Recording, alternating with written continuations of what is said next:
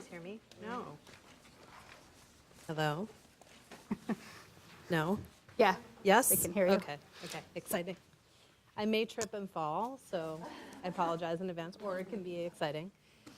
So in order for people to do, or for you to assess where somebody is in stages of change and for patients to create SMART goals, we need to have meaningful discussions with patients, right? I mean, I think you can't know where a patient is at without being able to really elicit information. How many of you guys have heard of motivational interviewing? Oh, anybody else want to come teach the class? So what do you know about motivational interviewing? Tell me what it is.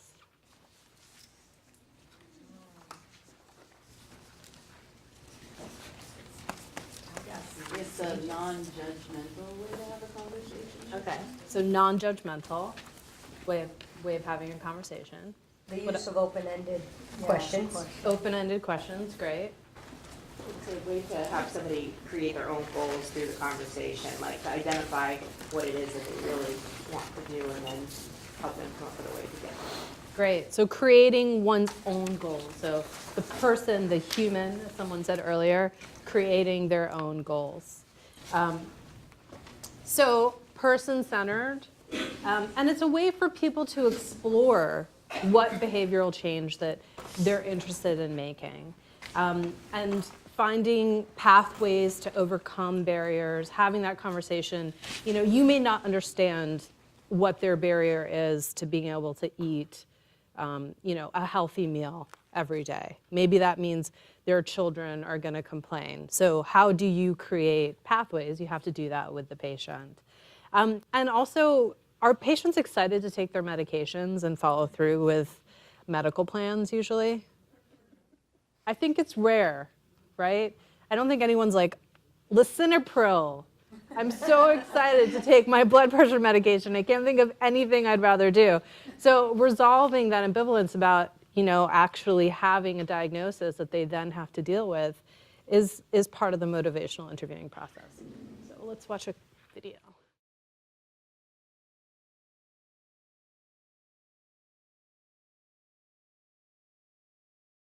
I understand that your asthma symptoms have been just really out of control. So we need to look at some of the ways that you can get healthy and not be back here again. Mm-hmm. Yeah, I definitely don't want to come back here.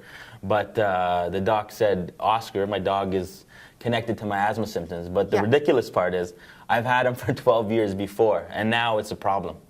Well, you sound a bit surprised by that, but I'm sure that you've seen some of the material that the clinic gave you about asthma symptoms and managing your asthma, and pets are a really big source of problems in that respect. Yeah, but let me just clarify. I've seen the materials. I have them. Mm-hmm. I haven't read them. All I've been doing is taking the medicine, so I don't know that much about this. Well, wait a second, Sal. What do you mean if you, as an, you know, to be informed about? I'm just really taken aback by that, because I understand from your chart that you have a young baby, a new baby. Giancarlo, yeah.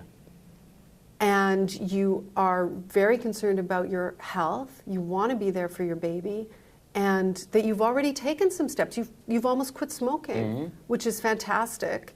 So the next step is to really deal with the dog, deal with the pet. I know it's going to be hard to do that, but there are always people who will adopt animals. I'm sure that you have friends or family members. This is a little too much. Wait, now. First of all, Giancarlo is taken care of. That's fine. He doesn't have no asthma from the dog.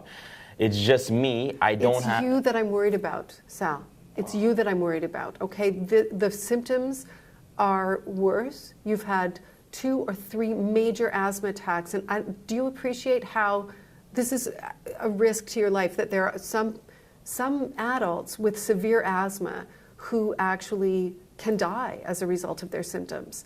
It truly is something to take very, very seriously. I can't emphasize that enough. So Oscar's gonna make me die. He hasn't made me die in 12 years. And the doctor's saying, oh, I don't know if it's the stress, the finances, the drinking. So what are we doing saying Oscar could make me die? I've had him for 12 years. Sal, do you understand that what happened 6 years ago or 10 years ago, your asthma is progressively getting worse. You know very well that the puffers, the strength of the medication is getting higher and higher. And there's only so much that can be done with medication alone. You know this. Well, they can keep giving me more medicine and give me the strongest one, and I'll keep Oscar. Sal, you're almost on the strongest one. And if Oscar's that important to you, then do you put Oscar higher than your baby? Than your wife? Like, that makes no sense to me. Do you understand how important this is? I understand that I don't think you get my situation. I've had this dog for 12 years. So I'm not just going to up and get him out of my house when I don't even know if that's the main thing. Okay, well.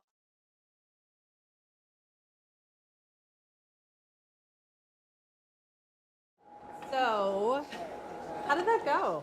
Wonderful. Okay, tell me about it. What did you think? Yeah, okay, so there was defensiveness. What else? There was assumptions. Assumptions.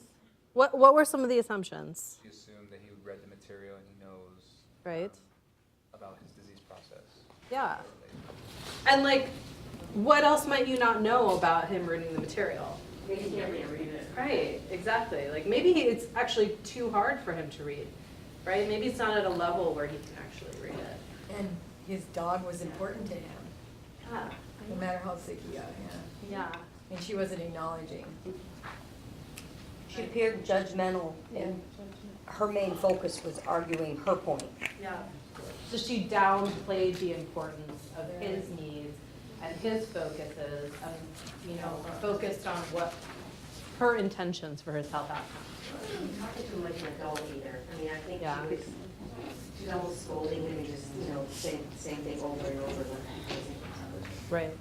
Which all of us enjoy, right? Being scolded. Yeah. Well, and it just seems like she did more of the talking than he did. And if you're trying to be motivational interviewing, maybe it ought to be the opposite. If you want to be asking questions that prompt him to do more of the talking and get to it himself. Great. So, did you think she did anything well? She brought up that he cut back on She slouched. Okay. Right. So she noticed changes that he'd made. So somebody said something over here. Yeah.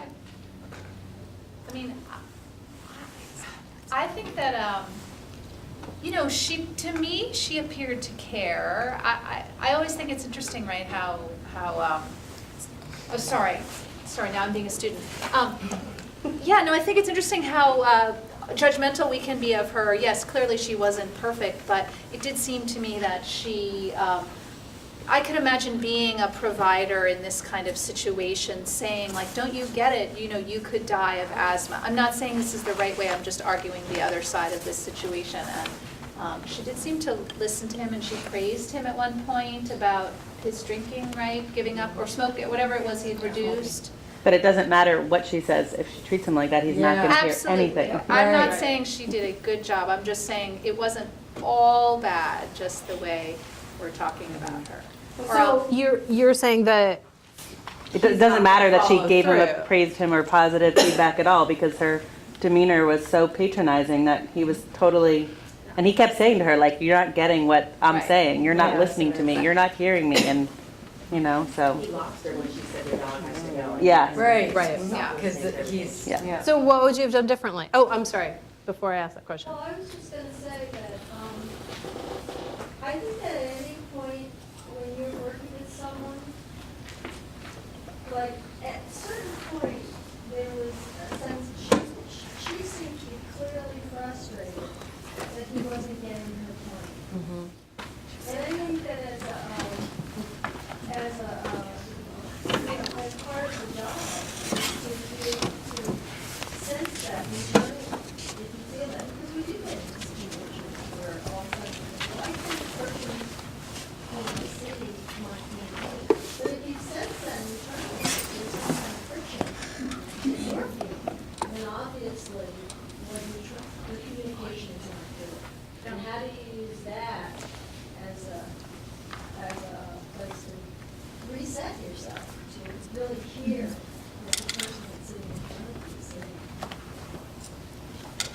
Yeah, it did seem like more than his experience was coloring the visit, right? Can you It repeat seems back what she said, just because we couldn't hear? Can you- Sure.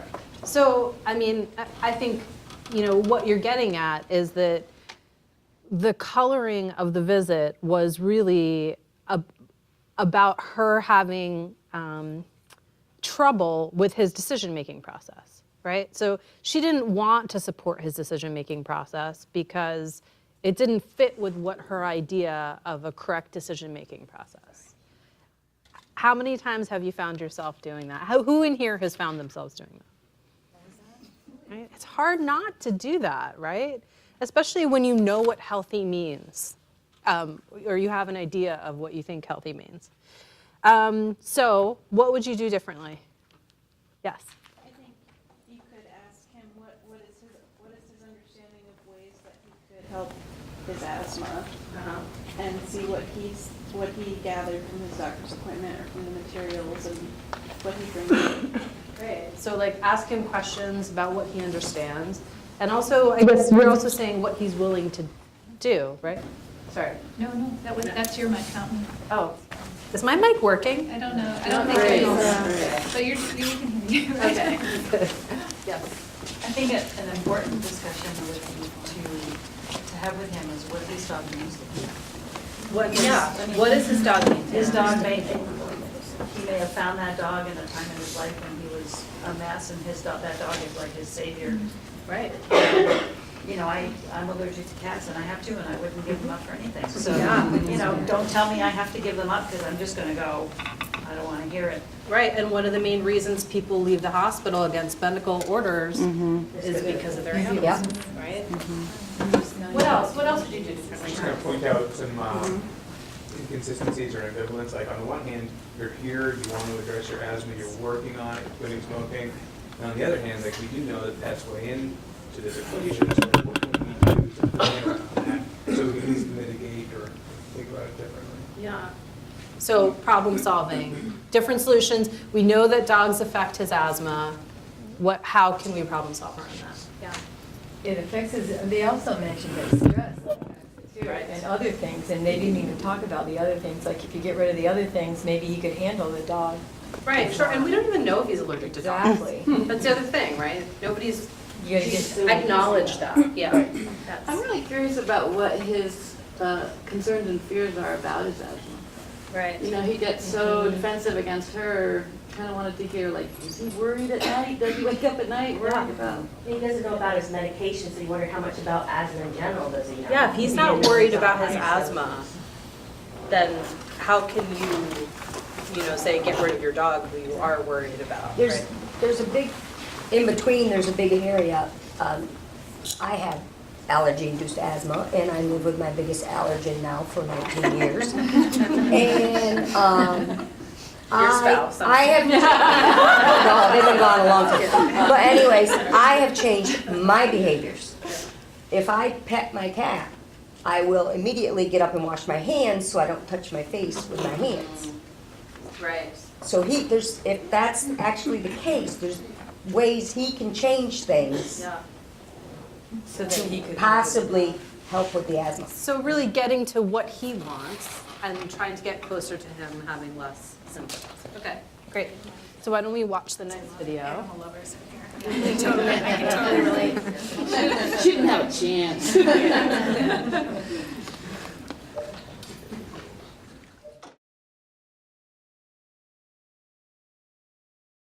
So where you said you'd like to start, Sal, is talking about your asthma and specifically about your dog and how one is affecting the other.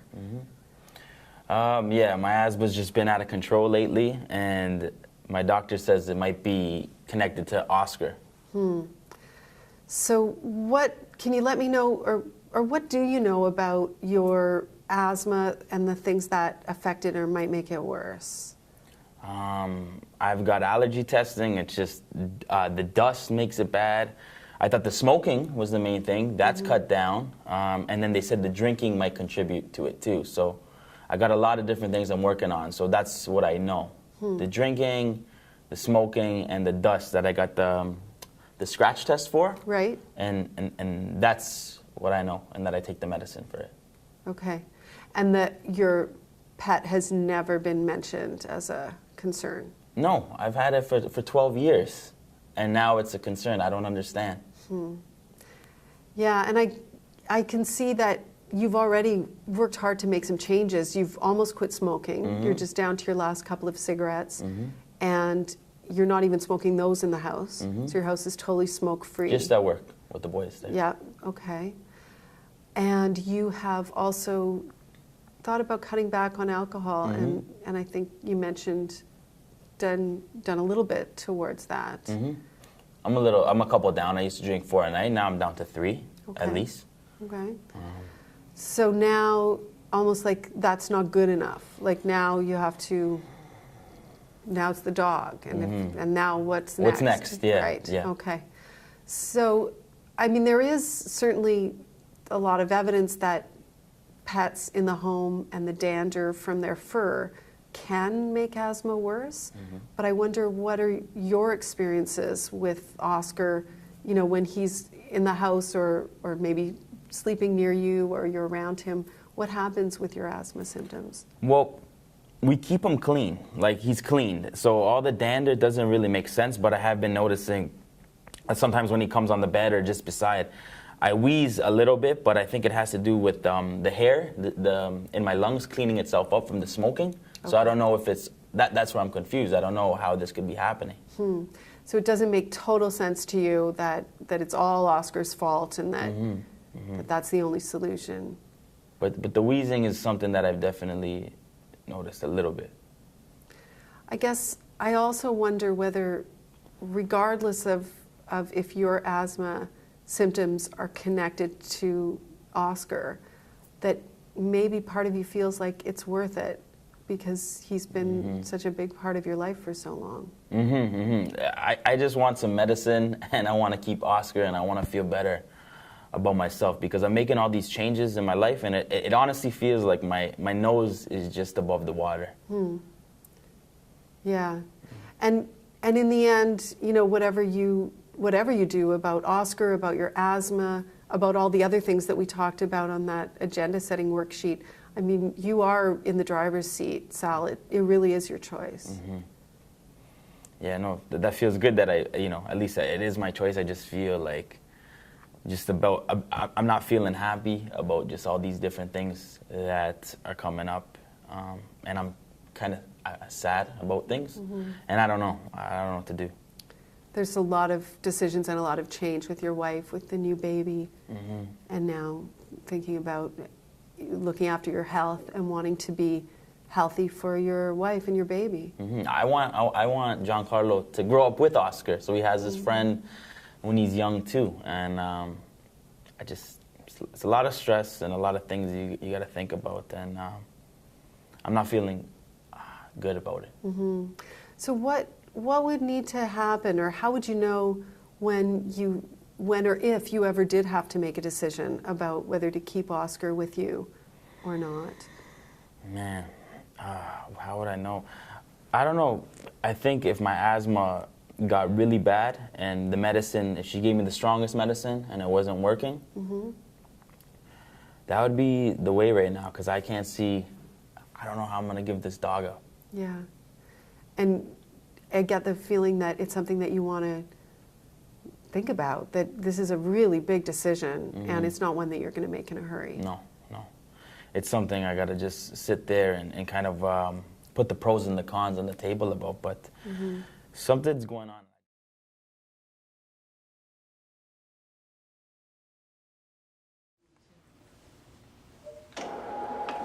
So, how did that go? Yeah, yes. Yeah, it's like She wouldn't. Right. So that's a critique, right? So she's still really interested in the dog. Yeah. he mentioned that he was under a lot of stress with a new baby and the wife and everything, and maybe there was other, probably financial stress too, who knows? She never went down that street with him. She never talked I like about that it. you guys are like, Yeah. Like she could do that so much better. Yes. I wanted her to have him talk a little bit more about his observations about the dog jumping on the bed. Yeah. Because, of course, in my head, I'm starting to problem solve, which I know is not what you want to do first, but I was like, oh, if he talked a little bit more, he's keeping track. He's noticing the dog jumps on the bed and he's wheezing. I was like, again, I wanted her to kind of explore that as a potential for, we can make some changes without some. It could just simply be the laying down part. Because Right. when you have asthma and you lay down, it affects you a lot more than if you're upright. Sure. Okay, so we know that she did a bunch of stuff that she could work on more. Right? You guys are obviously experts. But yeah. This sort of gets back to the point I was making earlier around clearly what it does and doesn't do. Yeah. But the outcome that she is working towards is defined to some extent by her role. And so she is setting sort of the standard by which they're communicating with each other around this specific intervention to reduce symptoms of asthma related to the dog, which is kind of a break from my client-centered idea. It's actually a really good point. I liked when you brought up the Department of Corrections stuff earlier too, because I think it's like our goal is not going to be you have lots of shortness of breath, right? That's never going to be the goal. So how do you integrate health for a patient into their goals as well? There was a hand back here. No? No. Yes. I think they could have even made goals around the dog, like you said about the bed, say, well, how do you feel if you had Oscar not sleep on your bed? Or maybe you could keep a little journal and write when you feel like you're getting wheezing, where's the dog, what were you doing with the dog? So that he's more aware too of how the dog's affecting him. And then they can look at that and find the ways that they could maybe keep the dog, but yet eliminate those triggers. with the Sure. dog. Great. Anything she did that worked? Yes. Well, she did a lot of paraphrasing for him. Paraphrasing. And then he had the opportunity to respond, well, yeah. Good. And then So reflection back to him, right? She Okay. acknowledged that it was his choice. Yep. Acknowledge that it was his choice, right? Gave him the autonomy, put him in the driver's seat. Did it feel more collaborative than before? Okay, good. Did it feel like she was trying to understand his position more? Yeah. Okay, good. He gave more information that way as well. Yeah, it's true. You got more out of him. All right. So the key principles of motivational interviewing, which you guys could probably teach me, are to express empathy, develop discrepancy, roll with resistance, and also support a patient's self-efficacy or a person's self-efficacy. So when you're expressing empathy, well, tell me, what are some things that you would do to express empathy to a patient? Or, to Oscar's the name of the dog, the person in the video. Yeah, Sal, thank you. What would you do? What are some things you might do to express empathy? Okay, great. So acknowledge them. Yes? Be genuine, right? People can always tell when you're being fake, right? They know.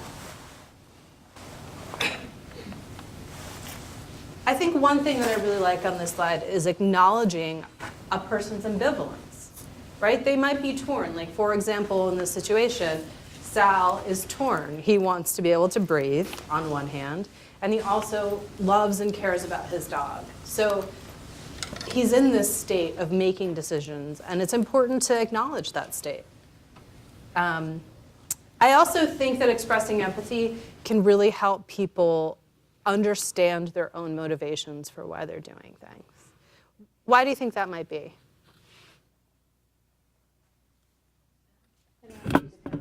Yeah, great. So not having to defend their actions helps people understand their actions better. Anything else anybody wants to add? There's some examples on the slide. So those are a lot of medications and appointments you have to keep on top of. I can see how that might be hard.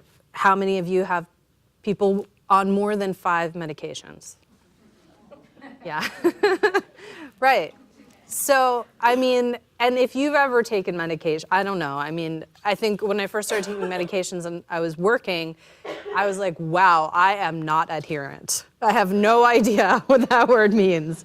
So I think it can be really helpful to acknowledge that someone is doing work. Sometimes you're eating an entire meal of pills, right? And also acknowledging that you want to hear more from a patient. You want to hear their perspective. Tell me about, more about what you're feeling. It's important, I think, for us to keep this conversation going. And acknowledge that you hear someone and that you want to hear more. Developing discrepancy. What do you think this means? What does it mean to develop a discrepancy?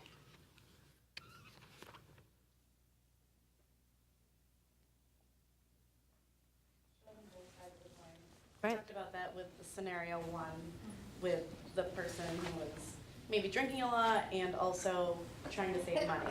So that was one of the things we had discussed, developing the discrepancy of you're really trying to save and how much are you spending on alcohol, and not making it about her alcohol use, but maybe if her motivation at the time is finances, that's a place for her to start thinking about saving money.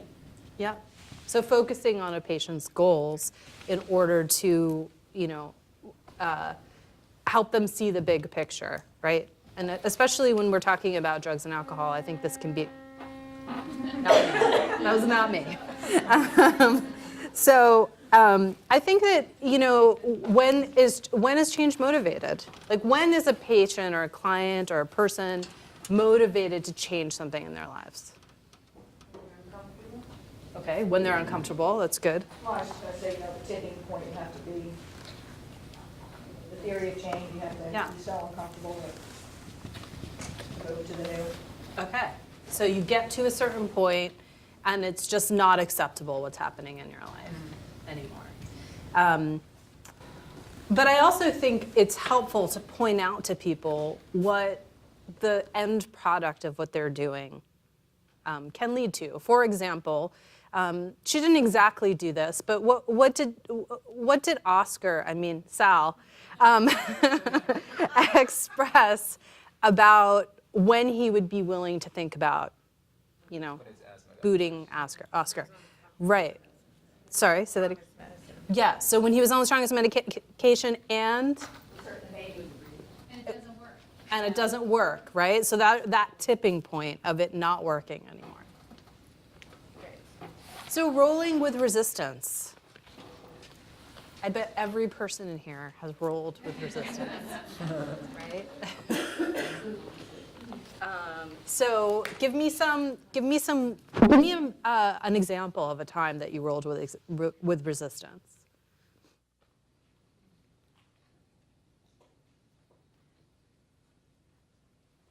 Yes. I have a patient that wanted a banana split. Uh-huh. That's what he wants to do. Yeah. He was on insulin, he's insulin-dependent diabetic, and he wanted a banana split. Insulin-dependent diabetic who wants his banana split. Why would you say, okay, let's do it? And I did. Right, yeah. Why would you say that?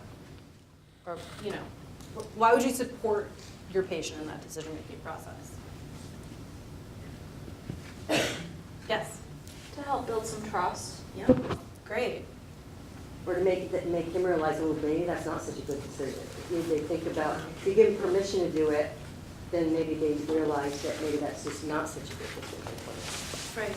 Or it's a moment of education, and if you want to have a splurge every once in a while, how do you cover yourself with that insulin? How do you make it for the rest of your day? How do you, so yes, it might be that one-off thing that you do as a treat for yourself, but how do you manage that treat?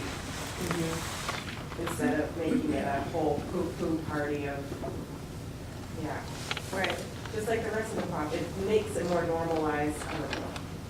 I don't have type 1 or type 2, but God, it would be a horrible day in my world when I get diagnosed with that someday. Well, and I think what you're pointing out is they have to do all this extra work in order to manage the fact that they're, having that banana split. I mean, if they're compliant with their medications, which is, it points something out, as an observation that someone could have. And I think, does it help to argue with patients? No, I don't think it's ever helped. ever in the history of time. So some examples, it sounds like you have tried that before and it didn't work. Am I understanding? Can you say more about what didn't work? What's your view on bartering? Bartering? Yeah. Between not at all and the banana split. Totally. Yeah, bartering. One scoop of ice cream. Yes. Or a sundae, a one-scoop sundae instead of the banana. Right. Yeah. Bartering can be great. Yeah, absolutely. Okay, so one more thing, supporting self-efficacy. You want to support patients in feeling confident about their own health, right? So do they feel confident in making decisions and taking their medications? And that's really what self-efficacy is all about. And how, telling a patient that you believe in their ability to do something, even if they have not been able to do it 20 times, it's still helpful to hear that, right? And I think the social workers probably can speak to this too, right? You see patients going down the same behavioral pathways and, supporting them and making good decisions is still our goal. Strategies, tips, but not too many tips, not too many strategies. Don't give 20 strategies because then it's just confusing and overwhelming for patients. So confidence is a predictor of change, yes? Situation I'm thinking of is where somebody has to follow a very strict protocol or they risk something very serious in their life, like losing the right to parent their children. Right. Very strict, of which they have to make changes. I think that's a really good point. I mean, I think you can still bring elements of motivational interviewing in, but yeah, there are times when there aren't choices. Like I think you brought up with the Department of Corrections, like you don't have a choice about not drinking. Or spelling out consequences very clearly would not be considered arguing in that circumstance. Right. Being clear so people know this is absolutely. Yeah, and what are the methods you use to do that? Yes? But they do have a choice. That's I true. was with probation and parole, and they do have a choice. So your choice is, do you stay out of prison or do you go back? That's your choice. Yeah. Do you want to take that risk? Okay, so we're going to do another activity. So I want you, is there a piece of paper? Do they have paper, Carla? Sorry, Steve? Do they have paper in there? They're just, no, they just They write just on write, it. okay. So Or anyway, in their mind. so we're going to do an activity where I'm going to have you use the back of one of the pieces of paper that you have in your folder. I'm sure you have many backs of pieces of paper. And I'd like you to remember a teacher, a counselor, someone who is in a leadership position or, an important, crucial position in your life. And this could be from your childhood, any time in your childhood, elementary school, middle school, et cetera. And they were someone who made whatever they were doing enjoyable, like they were a Sunday school teacher that made going to Sunday school very enjoyable, or they taught geography in a way that was really enjoyable. Write down some qualities that you feel like they embodied that made doing what you were doing with them enjoyable. So write down their name and write down the qualities. You can also write down what they did if they were your geography teacher or whatever, and how they actually inspired you or made you enjoy what you were doing. So just take a few minutes to do that.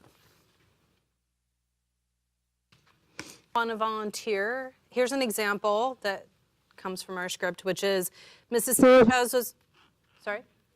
Oh, that's just me. I'm sorry. I don't know what my mic's doing. I apologize. It's like an extra person.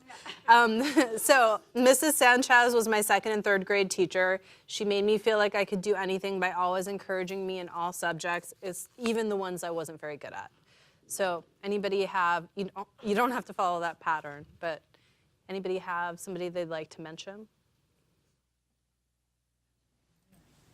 Oh, I don't know where to, I think your hand was up first. Sure. So actually I do follow your script. Oh, good. So mine is Mrs. Smith. She was my 5th grade teacher. She had a lot of structure in her room. She was pretty strict, but she was a spitfire. She really believed in every single kid and saw the good in everybody. She had goals for us in her class, and she looked at things differently. She taught us things about the earth and recycling that weren't cool at the time. So it was kind of out of the box and made everything interesting and relevant to our lives. Great. So that was. So she believed in people. She thought out of the box. She gave us rewards. She gave you rewards. That's another one. There's something else you said at the end that I really liked. Made things cool and interesting. Yeah, and relevant. Okay. Yeah. It's Miss Essex, it was my dad's teacher in middle school. Miss Essex, yeah, she was very humorous, very Humorous. Okay. caring, very approachable. Approachable. Structured. Structured. Encouraging. She promoted creativity amongst all of us, and she also consistently organized social events to bring the class together outside of like extracurricular stuff. So structured, creative, went out of her way. Yes. Right?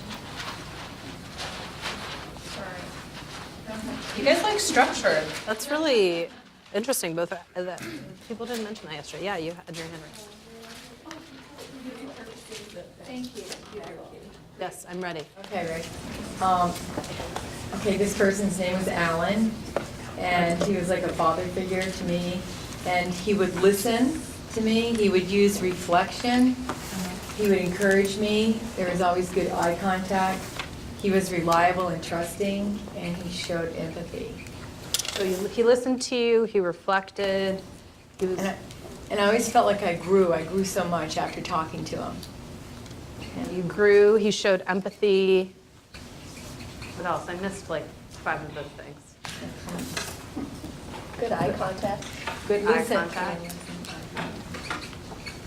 And trusting. Trusting, right. Reliable, right? Reliable. Yes, okay. Anyone else? We have 2 more. Yes. This was my high school English teacher and advisor. She was always very complimentary of What was her me. name? Anita Brown. Anita Brown. Yeah. Okay.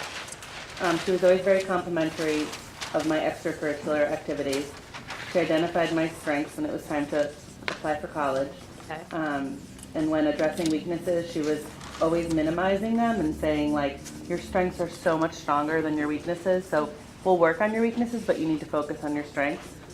And she was someone who always, I was at boarding school, so there wasn't a lot of parent contact, and she would always touch, you know, and she'd always compliment me and put her hand on my shoulder, so it was very warm. So warm, identified your strengths, recognized you. I had a 5th grade teacher whom I'm actually still friends with today. Her name was Bonnie. And I remember she just always... Bonnie. Bonnie. And she had a way of making me feel like I was something special. I'm sure she did that for the majority of her students. But I remember it was a tradition when we left the school to bring around an autograph book to all the teachers. And she was the one teacher who asked me to leave it with her because she wanted to think about what she wrote rather than just like, good luck, and you're a great student or whatever. And I remember reading it, and she wrote at the end that she loved me. And so I was thinking about that when I was in high school, about people who had made a difference in my life, and I wrote her a letter. And we had become friends after that, and she reinforced my experience of her by showing up at my high school graduation with a framed piece of art that I had made in 5th grade. Wow. So, Wow. So she was pretty phenomenal. So she recognized you, she remembered qualities about you, she expressed positive emotions about you that were genuine. Yeah, validated the relationship, which I think is so important, you know, that the relationship was mutual. Yeah. Great. So why did we do this? To inspire us. That's great. It's good. To make everyone cry. I know, I get really like. I know, seriously. These are intense stories. Yeah. How is this helpful? How is it helpful to talk about this stuff? Yes. I think to understand what people appreciate with their coordination and the people that we're working with, I think a lot of times value this in our relationship. Right. So the value of the relationship. So the client, the person values the relationship, and you showing value for that relationship as well. and how we can connect at that level of warmth and caring, while still keeping our boundaries, but still being able to get across to people that we do care about them. Right. And hopefully we can have a good relationship, a good working relationship. So creating connections, warmth, good relationships. You know, one thing I think about is this easy to do with clients you don't like as much? It's not, right? Some people you have a natural affinity to, and other people it's hard to be your truest self with. And what are some ways that you might overcome that? What are some ways that you could bring this warmth and this openness and validation to your relationship with your clients that are hard? Yeah. You have to recognize there's really an inherent power imbalance. A lot of it is inherent. When you walk into a situation and there's a room full of professionals and there's you and your child. So I guess that's what I don't like about the teacher-student analogy is there's a power difference there, and to think that the professional is the one with all the answers sometimes can be really dangerous, so there's a real power imbalance to level it out as much as possible. But do you think you're in leadership roles with your patients? No. You said, I see your head shaking no. Like no. a guidance, like a role, like kind of like collaborative, kind of like, hand holding if it takes. Interesting. So guidance, yep. I was gonna say, for me, it helps sometimes to just really try to understand how someone ticks or where they're coming from. Especially, I'm a houser, so sometimes we got really leadership role a really difficult situation. And really getting into like, what is this like for you, or even understanding like, where is this, helps get off of the, oh my gosh. So you want your client to feel the way you describe their feelings, right? You want to be accurate, you want to understand what they're saying and not misinterpret them. And that's I think that's a crucial part of what you guys are saying about most of these people, right? That they went to the extra effort of trying to understand you a little bit more. Okay, so let's talk about this. So the spirit of motivational interviewing, collaboration, I think everyone has mentioned that so far, right? You just said that again. It's not necessarily a leadership role. Some people like that, some people don't like that. Some people really do not want you to be guiding them. Some people want to have a little bit extra structure in the relationships that you're having with them. But that person is really the expert in their own lives, right? They have the ability to look at their life and say, these are the things that are going to work, and these are the things that are not going to work. So collaborating with them in order to create solutions. Evocation. I really liked this word on this slide. Evoking from a client. What does that mean to you?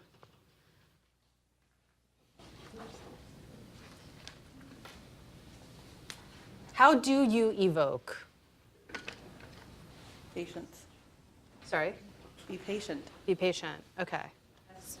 So wait for the patient or client to come up with solutions. Drawing out motivations, I think also like when she was talking with Sal, not Oscar, about what would motivate him to, think about changing his relationship with Sal. It was really about how he was feeling, right? And whether or not medications were working for him or not. And what she did at the end was say, really, you're the person in charge. Giving that person autonomy. And, sometimes I'll see patients and I'll say to them, you get to choose what you do with your body, right? These are some options, but ultimately the choice is yours. Because I'm not going to be home with you saying take metformin at 6 p.m. with your dinner time meal. So I think these are really key to the spirit of motivational interviewing. Okay. One more thing. So OARS. I think you guys, who's familiar with OARS? If you've done motivational interviewing, you've probably heard of this. So open-ended questions. So not yes or no questions. I think probably everyone knows what they are. Affirmations, really affirming the things like okay, you're not smoking at home, like she said to Sal, reflecting back to your patient. So you're worried about losing Oscar. And summarizing. So at the end, really giving people an idea of what's going to happen over the next week, 3 months, and when are you going to follow up, and what are the goals that you're looking for together that you've created together. So these are really, the ORS concepts I think are a really good way of thinking about motivational interviewing. Great, that's me. Okay. I think we have a break. Yeah, pretty sure we have a break. Okay. So we're back at 2:40. Yeah, 2:40. And then we're in the home stretch.